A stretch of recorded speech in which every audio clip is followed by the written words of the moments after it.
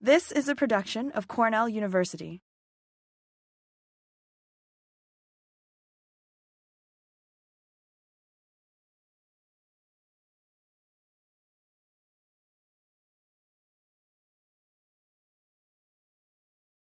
Five, four, three, two, one, start. So helping our students step off the hamster wheel, writing as an approach to foster reflection. This presentation will be talking about reflection, why it matters, how we've lost it, and how to use some tools to incorporate reflection into the classroom based on Center for Teaching Excellence assistance that I've gotten. So what is reflection? I'll use the definition, pausing to consider action in an effort to engage in a process of continuous learning. So I want to emphasize continuous. Whether we're riding a bike or sitting in a Cornell classroom, we're reflecting on our learning, sometimes without even being conscious of it. And that involves asking questions like, what happened? What was my response? How do I make sense of it? How does it relate to other stuff I know? What can I conclude? And I find this to be important. What might I do differently next time? So this is ongoing. I really appreciate the words of John Dewey, educational visionary, who pointed out that we don't learn from experience, we learn from reflecting on it. So given the importance of reflection and that it's ongoing and it's a part of our learning, it makes sense that we would deliberately include it in our teaching experience in the classroom.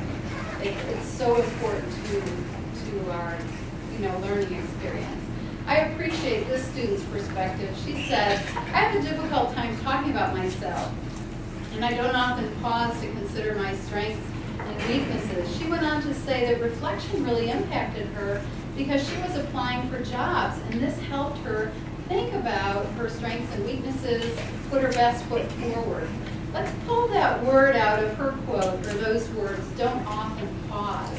I don't know about you, but it seems to me that none of us are pausing these days. We're doing and doing and doing without pausing. In fact, it almost seems as if we've grown uncomfortable with not doing. We're doing so much. We're too busy. In fact, Tim Kreider in The Busy Trap had this to say, almost everyone I know is busy. They feel anxious and guilty when they aren't either working or doing something to promote their work. They're busy because of their own ambition or drive. They're addicted to busyness and dread what they might have to face in its absence. Does this sound familiar to any of you? And again, I don't think it's just our university students. I think it's all of us. It's a cultural problem. We're all doing too much. We have too much on our plates. I think about one student. It broke my heart what she had to say about all of this.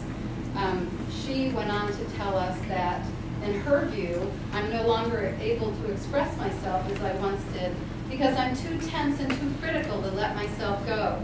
I lost the flow somewhere between the labs and all-nighters and term papers and prelims to the point where it's extremely difficult to bring myself either to tears or satisfaction.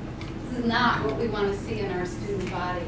And one way to change it up a little bit is through writing. I want to point out, reflective writing is deliberate, it's intentional. It's not just accidental, they're not just sort of writing about whatever or keeping a diary. It's a very deliberate part of the classroom experience. It's important that we stage it that way to get the most out of it for our students. This includes well-planned rubrics, clear guidelines, sample writings of what we want to see, prompts that help students know what it is you're trying to pull out of them, and then in-class experiences that can support that out-of-class writing and reflection. So this is a very deliberate approach. Let's talk about rubrics. So a good rubric focuses on learning, improves the clarity of the feedback, reinforces our expectations, and I've really appreciated this semester with a team of TAs, enables multiple graders to evaluate work really consistently across the board. Students can use a rubric to assess their own work. Rubrics engage students in the learning process, and so they can describe what's expected of them, and ultimately we hope this improves their motivation. I have sample rubrics if they're of help to anyone. Feel free to take a look. Have them over on the table. I like a developing scale because what I'm after is the development of student writing over time. I want to see that growth. And we use 3 points for reduced subjectivity. If you have a group of graders in particular, we're going to agree on 1, 2, or 3, whereas 1 to 10 might be really challenging and be more subjective. Guidelines are important too, and they ought to begin with why. Why are we doing this reflective writing? It's for students, not for us. And it helps them identify their challenges and areas of ambiguity and really sort out what they're learning. And it also connects back with the rubric. So these two together are very robust and very powerful.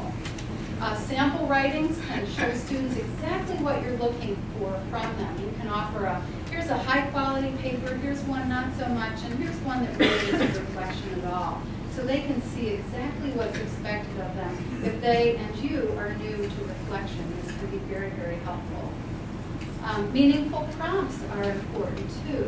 What they do is offer an assignment, often one of depth that students can sink their teeth into, that help them step back and assess the classroom experience, what they're reading, what they're doing in labs, the whole classroom dynamic.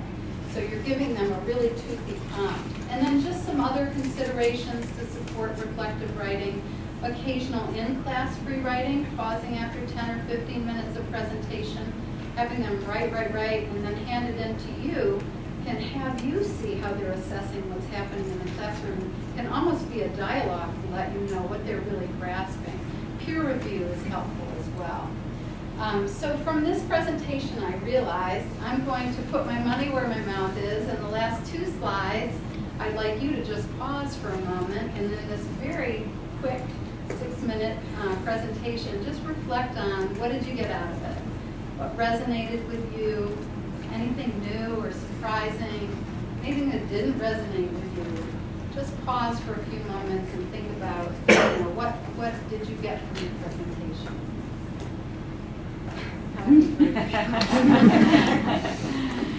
Thank you.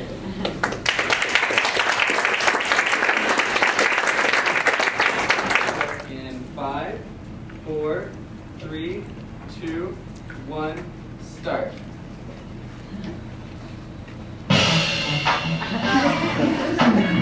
Couple of questions. I want you to think about who you are as a teacher.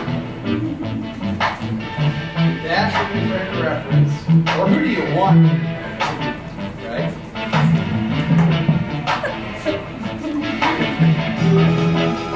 There you go. Are you, and what is the difference between you and an informational textbook, a manual? Are you nothing more than a book? Are you an unput-downable masterpiece when you teach? Or are you something a little more extraordinary as a teacher? I want to talk today about literacy, and it builds on what Marcia was talking about. It's like we had this plan. But just a little background. What we do is work with folks who want to be public school teachers. For us, that's important because public high school students will soon be our students, and we have this thing called Common Core State Standards, adopted by 46 states across the nation. They ask students to read and write differently than they ever have in the past.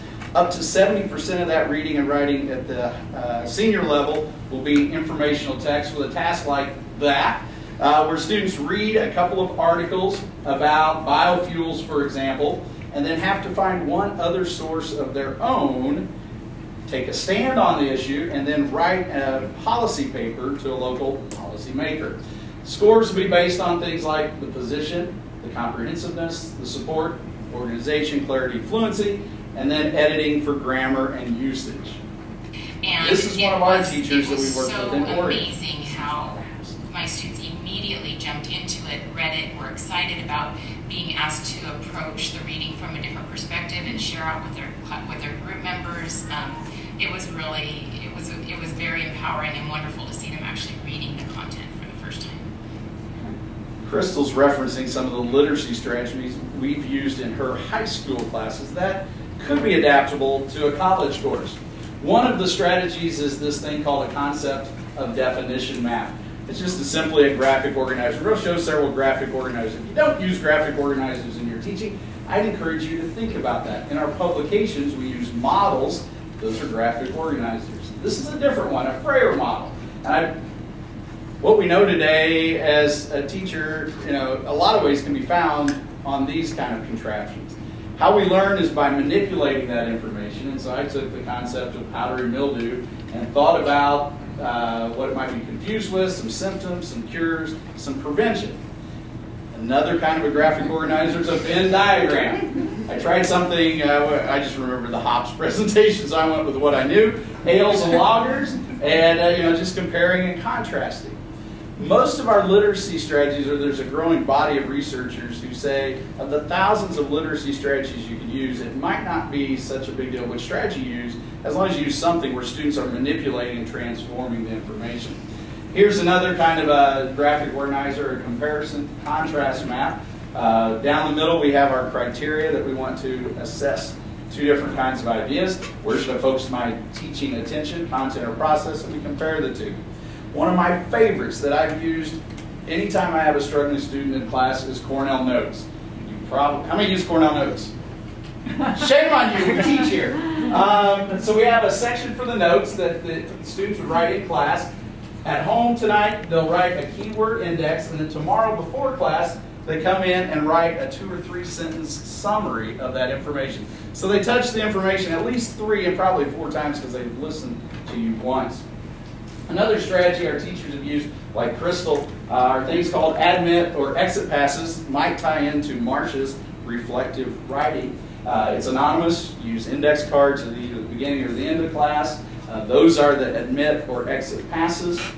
So if you're using at the beginning of class, it's an admissions ticket into the class. At the end of class, it's an exit pass. We might ask questions like, what did you learn today?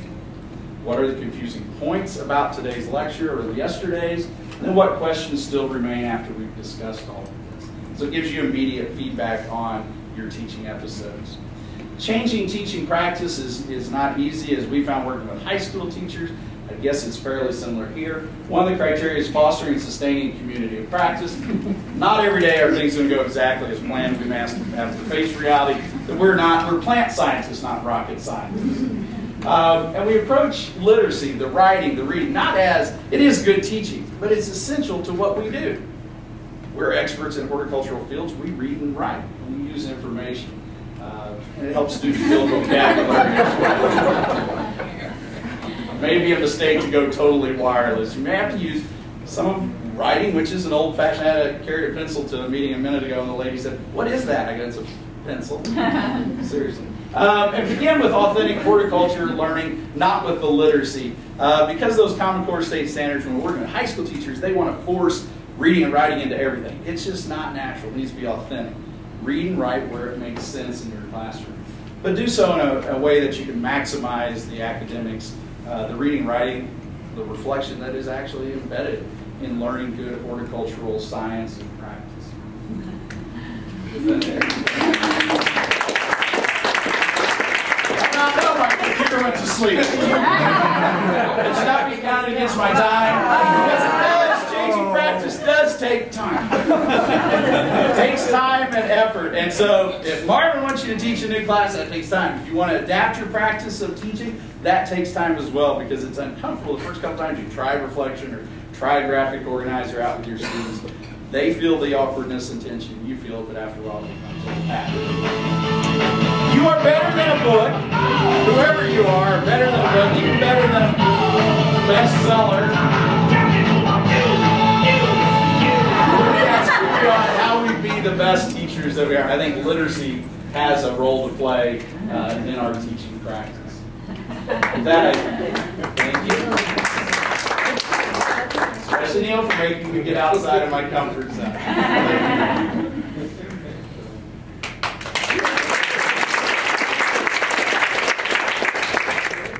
In 5, 4, 3, 2, 1, start.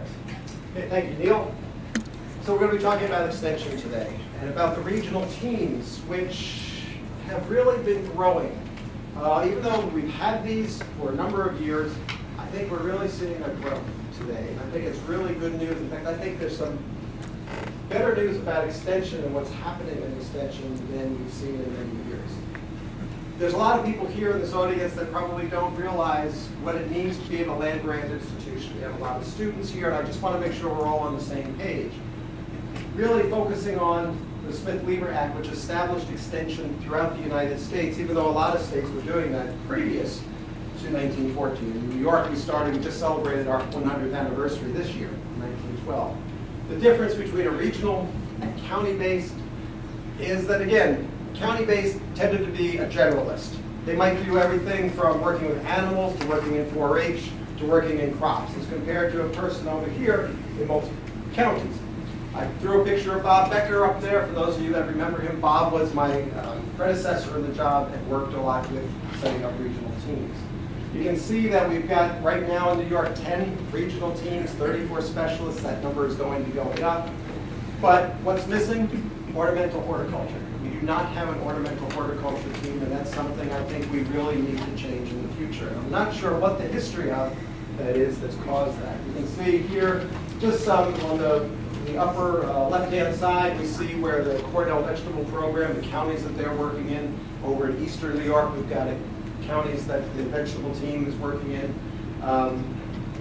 The big news is that as of January 1st, we're starting a new horticulture team that's going to go from the very northern counties in Clinton all the way down to Putnam in Ulster County. And that's going to cover not only a lot of counties, but include a lot of specialists as well. How are they funded? Ideally, in a perfect world, 72% of the funding was supposed to come from counties, 20% from Cornell, and 8% had to be generated by the team members. The reality is that county money has been going down significantly, and that the program-generated income, or the amount of money that's being raised through grants, primarily through grants, is skyrocketed. And the teams are being very, very successful in getting that outside funding.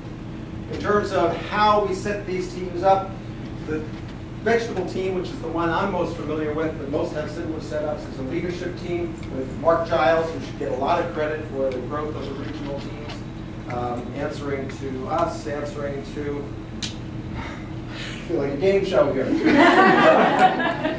Advantages of regional programming. There certainly are advantages to that. People get to specialize. Salaries are higher. We retain the people for a longer period of time.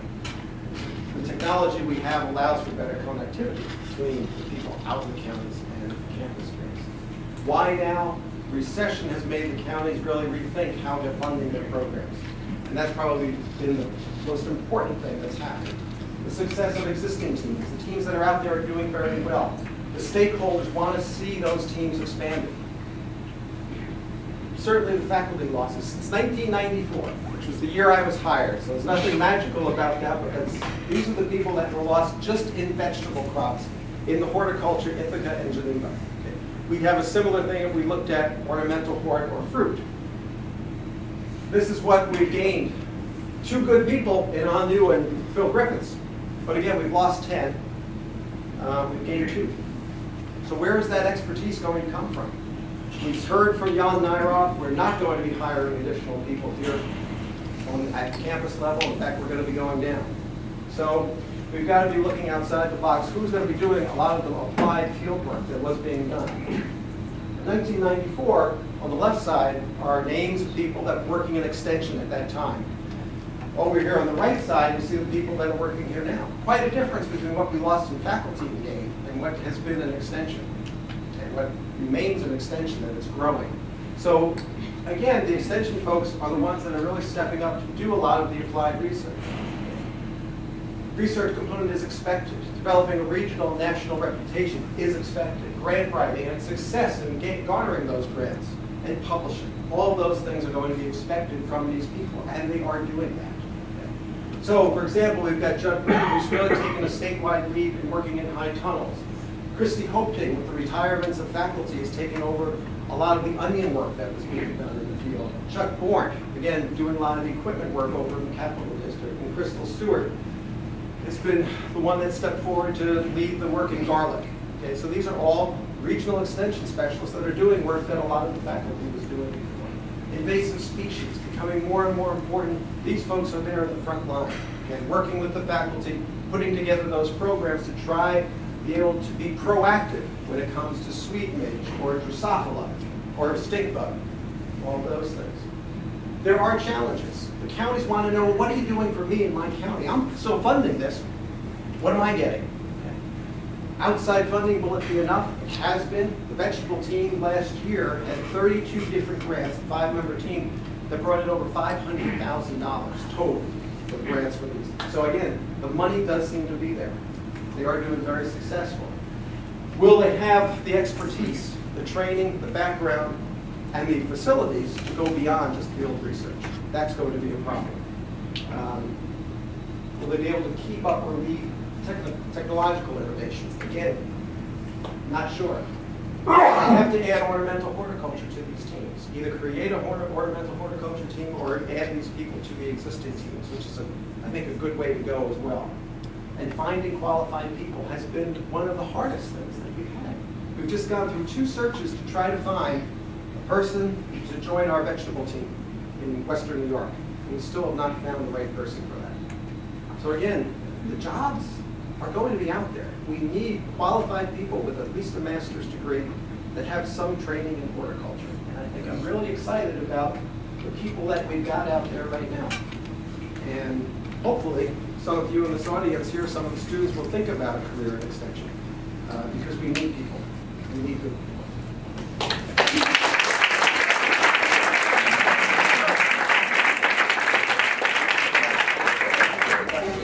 Are we limited to just 20-second questions? Yeah, go ahead. Yeah, and I have a question for Steve. Yes. Do you foresee that these regional teams are going to cross state boundaries, and what are the barriers to that? That's a good question. I don't see them crossing state barriers yet. We still have a problem and an issue. It's been hard enough to get over the county boundaries, and there have been some attempts to go over state boundaries, and we do have that on one of the great teams with Penn State, but it is much harder. And I just don't see that happening in the foreseeable future. Maybe if we get into one more really bad recession, maybe we'll start to see some of that, but I don't see that soon. I'm curious about the approach that Travis and Marcia presented in terms of reflection and writing and all, and then Steve's approach.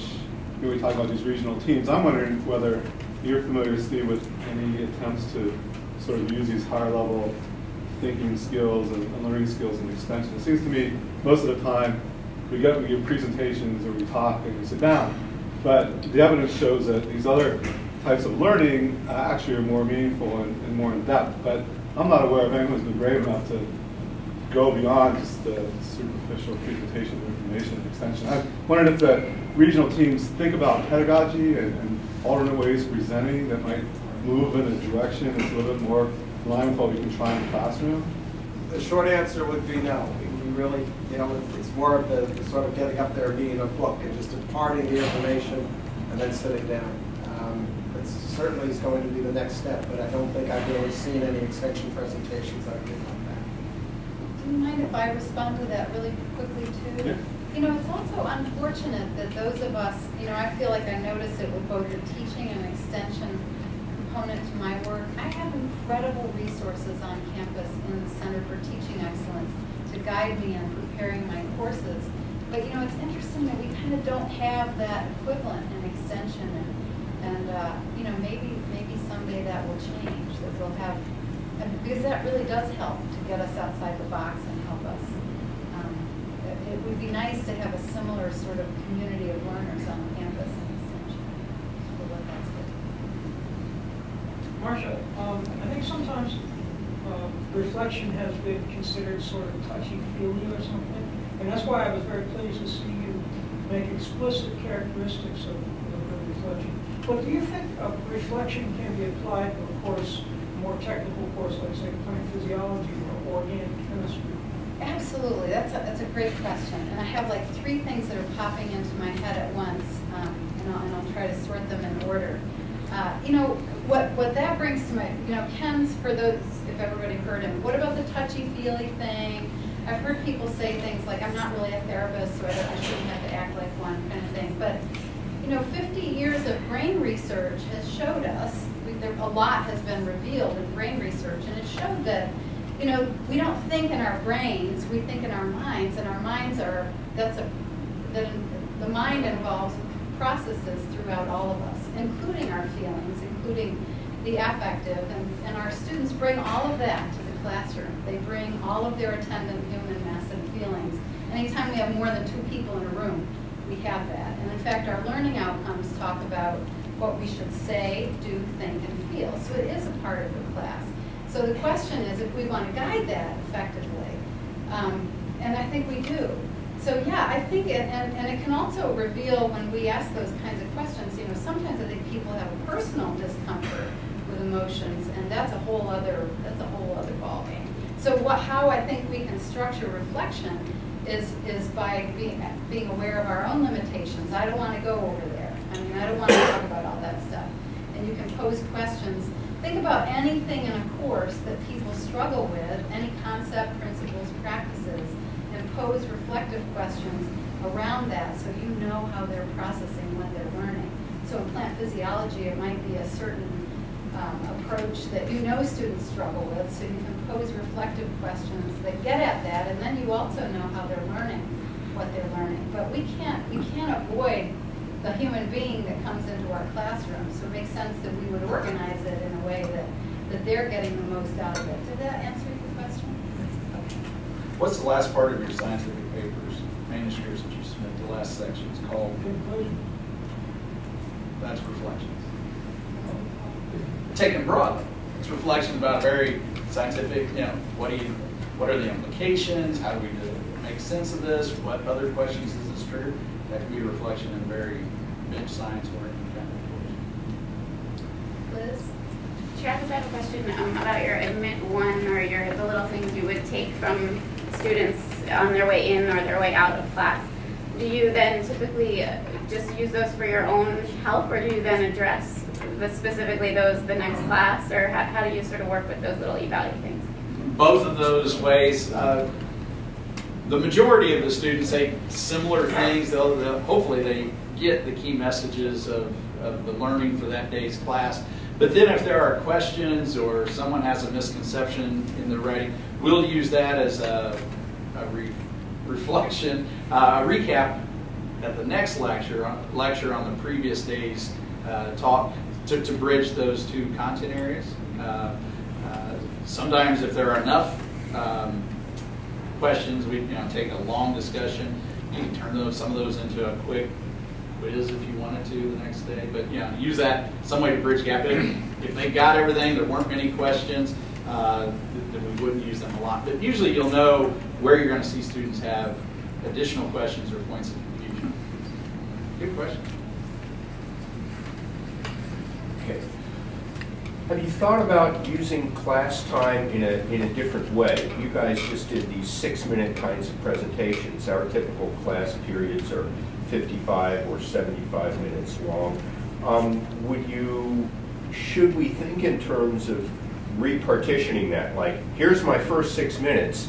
Now we're going to have a breakout group thing, and then we're going to do some other kind of thing, so that each lecture, so to speak, would be a relatively small part of that class meeting. Is that something that you typically do in your classes, or that you can see us going toward? I'll answer real quickly from an art of horticulture perspective. In that class, we always begin with a reflection. They're writing as they begin. Then we have about a 10 to 20 minute presentation, depending on the topic, with comments from the students that get involved with that. Then we have some kind of in-class experience, and then a closing, either they're writing or reflecting or a small group discussion. So the actual lecture or presentation or whatever, we know that they can't really, and none of us really pay attention after 15 minutes or so. So that's about the maximum. What would you say about that? So what you're asking about in teaching terms would be a flipped classroom, where there's a little bit of lecture perhaps, but a large part of the information gathering and transmission happens outside the class. So the students are expected to actually read their assignments before class, and then we come in and maybe you have this kind of thing, 7-8 minutes of lecture, And then, yeah, it's some kind of engaging activity. That's the value of all of us. You're a lot more than the Red Book Bible, right? Cue the head nod. Yeah, I mean, really. But unfortunately, when we lecture, that's a lot of what we are. I am, anyway. I am is information transmission, and they can get that a lot more effectively in other venues. But I can help students problem solve and apply information and answer questions. And then dealing in extension, you're going into a room where you might have people that are 18 years old, you might have somebody that's 75, and a lot of times in vegetables and fruit, we've got people that are closer to 75, very different ways of how they're processing what they're getting. The folks that are younger are going to probably respond a lot more, and I can see that they can respond a lot more towards, sort of getting input from them and stopping and letting them talk and building consensus. If I were to do that with a group of 65-year-old cabbage farmers, if I stop talking and want information from them, there is dead silence, and it goes on for a long time because they're not used to that. So it's a little bit harder, I think, at extension because you're dealing with such different wide age groups there. Yeah, just two comments here. One for Travis. My 5th grader brought home one of those concept mapping things. I didn't know what it was, but when I saw yours, I thought, yeah, that's what my daughter got in 5th grade. And then for Steve, just another comment. I think that we do that same sort of reflection thing, but it's more like, the talk's the excuse for getting them there, and then all the action happens outside the talks. When they come up to you one-on-one and ask questions and things. So I think it'd be tough to get people to do writing assignments during roar meetings and things. Well, the DEC, the other thing you're looking at too is how many people are there for DEC credits, and you're going to have to. I can't go in there if they're expecting 45 minutes of talking about a pesticide, and all of a sudden after 6 minutes, you just break up into smaller groups. Discuss the pesticides. Okay. This question is for Steve. I'm fairly new to Extension. I definitely feel like I am one of the younger of the generation of Extension professionals. And you said that you guys are having challenges recruiting for your regional teams. What do you think the catch is for attracting younger students from your programs or anywhere? Because I kind of stumbled upon Extension. I don't really know that I ever knew Extension existed until I did a graduate program. Right. I think that's one of the problems is that for many students, they're not even aware of Extension. If they have an advisor that has an extension appointment, then they're going to be aware of it. But otherwise, they may not. They may not realize that there are jobs available. And you can get out there and do the things that you really like and work with growers and do applied research. That's a good question, but we're going into our 3rd potential search for this position. The pay is, I think, competitive with any other state, if not better. How do you get around the fact that there's just an awful lot of technical information on the part of the students? And if you're going to cut 20 minutes out of a 50-minute class, what are you going to cut out in terms of content? And can you afford? Maybe that content is essential to understanding the field. And this is a conundrum, I think, but I don't know how to get around it. Out of a 50-minute class period, what do students actually learn in that 50 minutes? They're going to take away you don't have 100% retention of what they learn in that 50 minutes. And honestly, it's probably less than a dozen key points that they're going to, most of them, remember a week down the road or 2 days down the road. Once the weekend happens, a lot of brain cells get lost. So it's hard to give that up, but if you can transition, and these were high school teachers when they were using some of these strategies and they just stuck to their guns and said, okay, you've got to bring this graphic organizer in, filled out on this subject, and we're going to start there. They really had to enforce that with the students to make them do the work outside the class and the reading. But the students found it more meaningful because then the lecture wasn't just a repeat of what the book said or something outside of class. And so if we stick to our guns and treat class as a place where we're going to do some different kinds of learning, and the information download, being simple, but powdery mildew, right? I mean, I'm not an expert on powdery mildew, but I can get pretty dangerous with the basics of powdery mildew on my phone. What you can teach me about powdery mildew is beyond, has to be beyond what we can get from our stuff. Not me. Yeah, anyway, that's what I would say. It is a give up, but when you're honestly this, I don't know that it's really a lot that you give up because the retention is not 100% involved. Yeah. So kind of going off of that point, do you think the whole structure of 3 50-minute lectures or 2 75-minute lectures is really not an efficient way of learning, and should it be more of a daily thing versus smaller classes to get students to actually learn more information? Well, it's a great question. I mean, some colleges are going with block scheduling so that they have longer, you might take one course for 3.5 weeks so that you can really sink into it.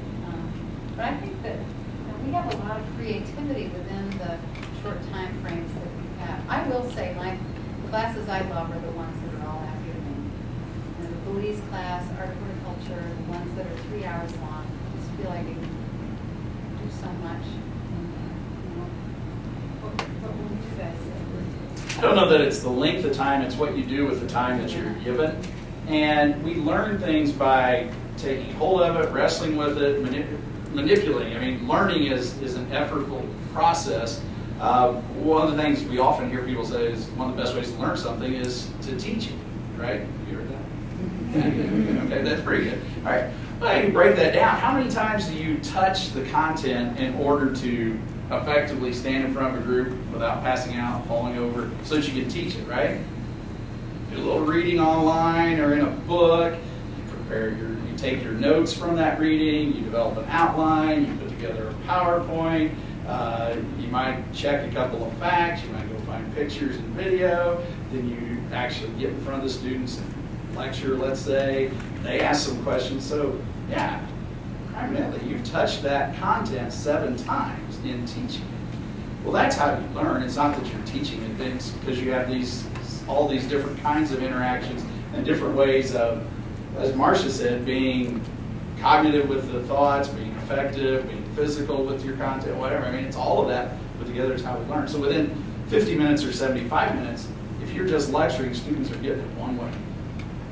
And that's not effective. If you can help them touch the content in multiple modalities with their physical and mental being, but then also different ways of even cognitively touching the content, that's the secret. Can we turn a question out to you here at the closing? What did you think about this format? I mean, my sense is it's challenging for the presenter. It's, it forces us to do a more succinct job, but I witnessed one of these last summer at a conference, and I really liked it from the sitting out there perspective. What do you guys think? What did you think about this? Yes. I think it's such a concise delivery that I have to listen to the speaker very carefully, and I can't pay attention to the slides.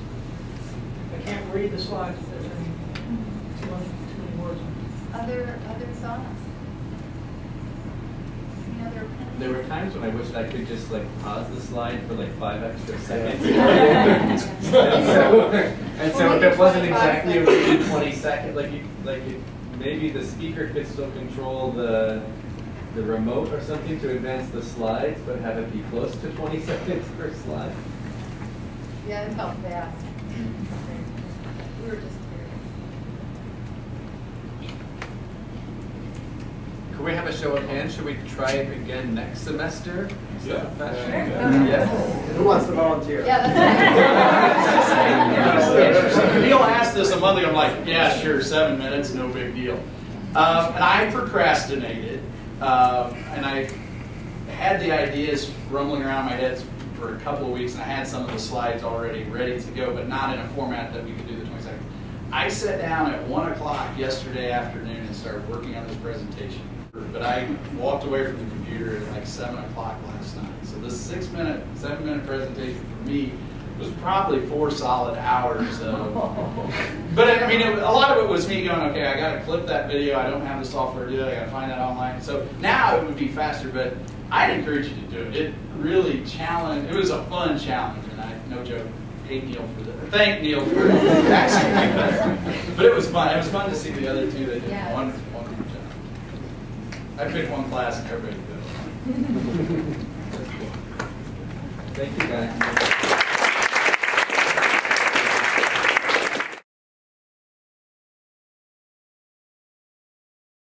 This has been a production of Cornell University, on the web at cornell.edu.